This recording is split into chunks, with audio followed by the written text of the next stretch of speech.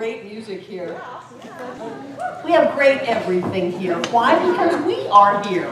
We bring greatness with us. And we do it because we choose to have our lives be the way we want them to be. So, my question to you this morning is, are you ready to be free? Yes! Are you ready to take life and accept all that life has for you? Yes! And take a deep breath, and we're going to do our treatment for freedom together aloud. I speak my word for myself, my center, and all its members and friends. I know love as the only reality. I am created out of love. Love is what I am. I know this love as absolute freedom in every area of my life, the life of my center, and all who call it home. I know our center's mortgages are paid in full, and I claim for all of us financial freedom with all debts paid and cleared. I release any sense of struggle or wrongdoing. I live in an abundant universe where there is more than enough for all. We experience freedom in every moment by always having more than enough money, vibrant health, and loving relationships. We are who we have come here to be. With hearts open wide, we see the world through the eyes of love. We are blessed, we are rich, and we are free. And so it is. And we do this by practicing our points of power. I always pay attention. I always tell the truth and tell it quickly. I always ask for what I want when I want it. I always take total responsibility for my experience. And I always keep my agreements. And so it is. I love that we have tools and techniques in this teaching of how to have our lives be the way that we want. We don't just give you some airy-fairy concepts and then leave you on your own to figure it out. No. You want something? Say it, affirm it, claim it, treat it, manifest it, and this is how you do it. And that evolved from the shift that happened in this country. It happened somewhere in the late 1800s. I'm working my wire here. In the late 1800s and into the 1900s, stuff was going on in this country. I think maybe I was alive then. Maybe I had like a past life because I get a sense at that time and I get all excited.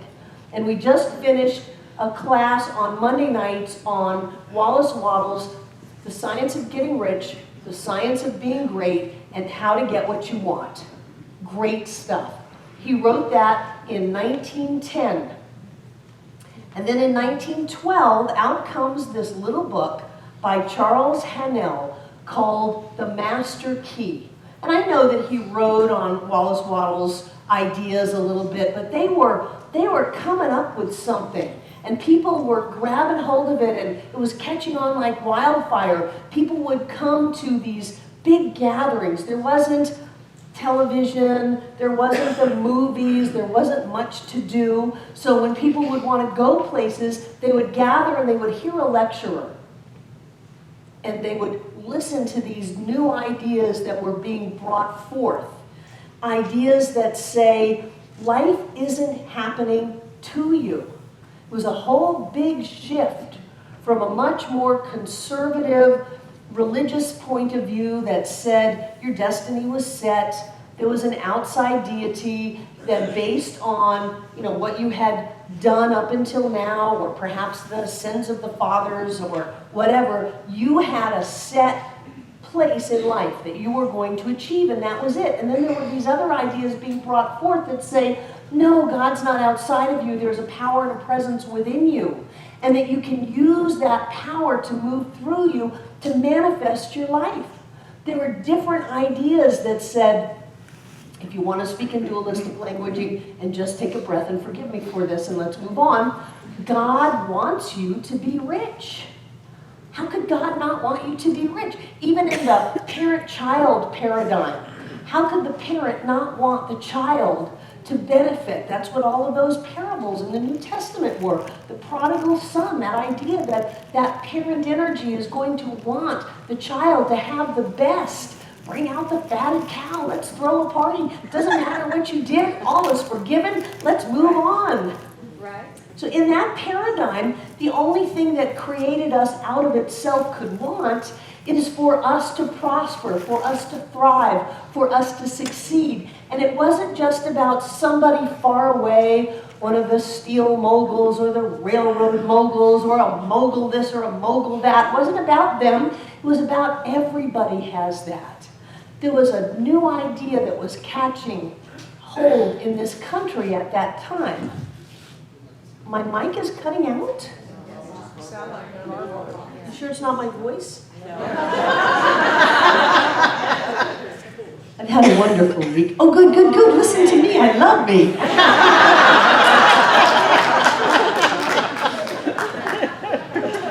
So there was an energy and an awakening that was happening around that time that was catching hold in people's lives. And it was going from an old paradigm that said, no, there's something wrong with you. You really can't go and do and be and have that which you want, to a new paradigm that said there's a power and a presence within you.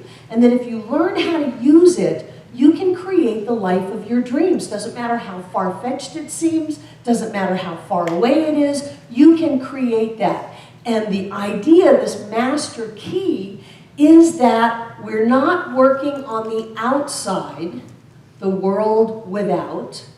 We are working on the inside, the world within. And that the world without only comes from the world within. This was new, groundbreaking information. The beep, beep, beep, beep, and across it goes across the television screen. Breaking news. There is a world within and a world without. And you don't have any effective change in the world without until you effect a change in the world within. And then, when you effect change in the world within, you command all of the power of creation to bring forth into form that which you have set up within you. That there is a universal power and a universal presence of which you are a part that will bring these things forth into your life no matter what needs to happen. This was amazing. This was people waking up. I mean, we talk about we want to touch 100 million lives. We want to awaken humanity to its spiritual magnificence. Humanity was doing some awakening at the turn of the century. They were waking up to this idea that says there's something inside of me, that I'm not a miserable sinner and I'm not something that needs to be punished or to have problems and suffer and struggle. There is a presence within me that connects me with everyone and everything. Wallace Wattles called it a principle of power within every person. There is that within each and every one of us that is our spirituality. It is our connection. It is our true essence of who we are. It is God in us, not far away, but within us. When Jesus came, take a deep breath.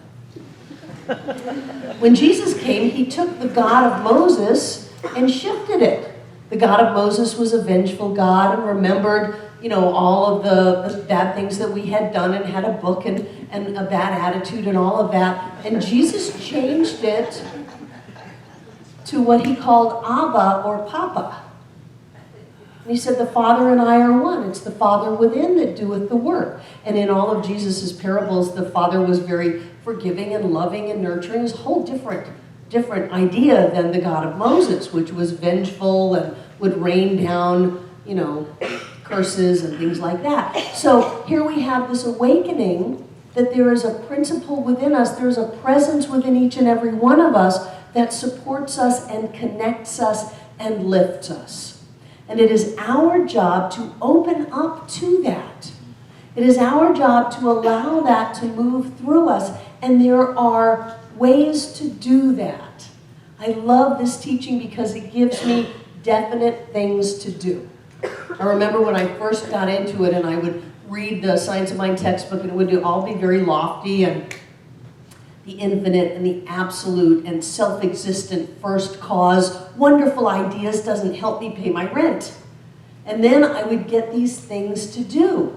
And so Charles Hannel is saying that part of this master key, which is going to be a great class starting tomorrow night at 7 o'clock, part of this master key is to master the world within. And one of the ways that I love he gives you right off the bat to do it is to stop complaining. I think that is one of the highest spiritual practices that we can master or continue to attempt to master. We can stop complaining, because when we focus on what we don't want, that which we are complaining about, then we are creating that in the world within. There's a world within and a world without. And so as we establish it in the world within, we will have it in the world without. People think that complaining is going to make their problems go away. It doesn't. It just makes them bigger, makes them more solid, makes them stronger. Every time we establish something in consciousness within ourselves, we will have it out in our world. So he's saying you have to learn how to master the world within. Part of the key is mastering the world within. He said if you want power in your life, then you have to establish a consciousness of power. Well, what's a consciousness of power? For one thing, it's not complaining about everything that's happening to you and jumping into that victim, rescuer, perpetrator triangle. There are no victims, there are only volunteers. I'll say that one again. There are no victims, there are only volunteers, and we volunteered because we figured we would have great spiritual growth from this experience. If we haven't gotten the spiritual growth yet, that's on us. The situation gave us the opportunity, but we moved into that victim mentality. So instead of going through it and growing from it, we grew through it, and now we're just not getting anything. We're even getting it worse because we're continuing to focus on the negative aspect of it. If you have a consciousness of power, you begin to claim everything in your life as giving you power or you having power over them. That's what that whole dominion thing is. We have dominion over every experience in our lives because we are the ones that make it mean what it means. It only means what we make it mean, and we're the ones who are making it mean something, so what are you making it mean? If somebody took something from you, it wasn't yours. Nobody can take that which is yours, and you cannot keep that which is not yours. So whatever has gone, let it go. Forgive fast.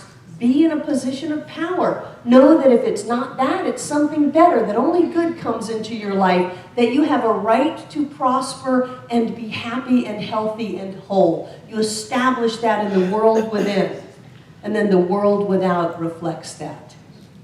If you want to have a life filled with health, you have to establish in the world within a consciousness of health. And that means you stop talking about illness. You stop feeding the idea of illness. You stop hypnotizing yourself. Well, my mother had that, my grandmother had it, my grandfather had that, so I must be going to get it, so I might as well get ready. No! You have a consciousness of health. You were born to heal.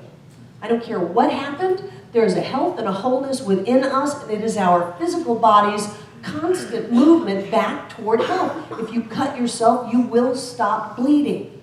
If you break a bone, even though it's not set, you're going to mend that bone. It's going to heal. You were born to heal, to go back to that state of health and wholeness. And studies have shown that your body will listen to what you say, and it will be to you whatever you want it to be.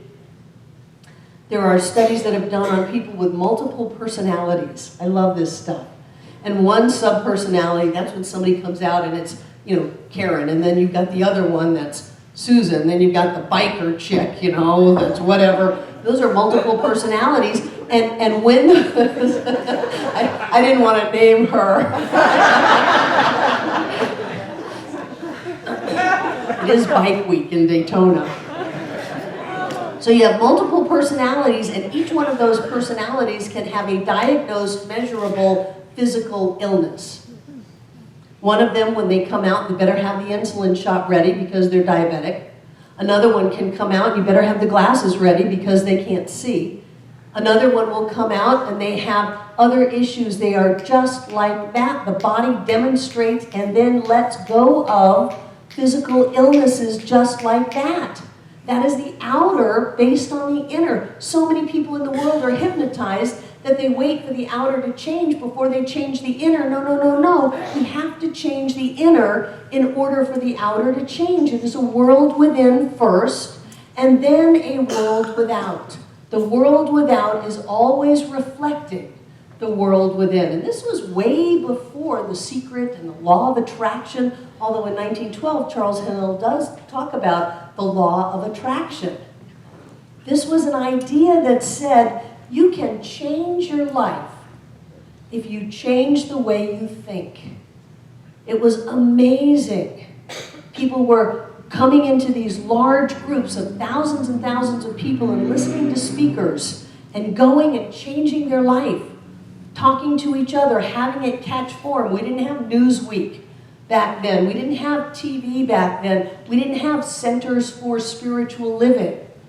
We had people on the circuit talking to people who were hungry to find an answer to how to have their lives work.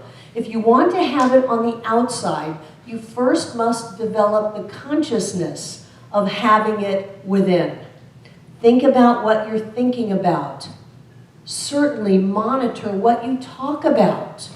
Don't give it life if you don't want it to come to life. If you want it to come to life, then very much make it up in your mind. See it, feel it, smell it, touch it, taste it. Give life to it, and then watch it show up in the world without.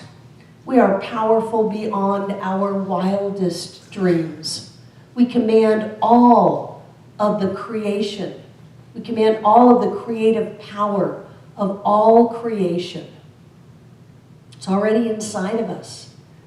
Everything on the outside is the world without, and as such is only kept alive by the world within. Our work on the spiritual path is to focus on the within, to create the world in which we want to live, to create the life that we want to have, to be the person that we want to be, and then watch that show up in the world without. We're going to have a lot of fun on Monday nights, and I invite you to join me. I love these old-timey science of mind, new thought metaphysicians with their clarity and their focus. And if you want this, you can have it, and here's what you need to do. And so it is.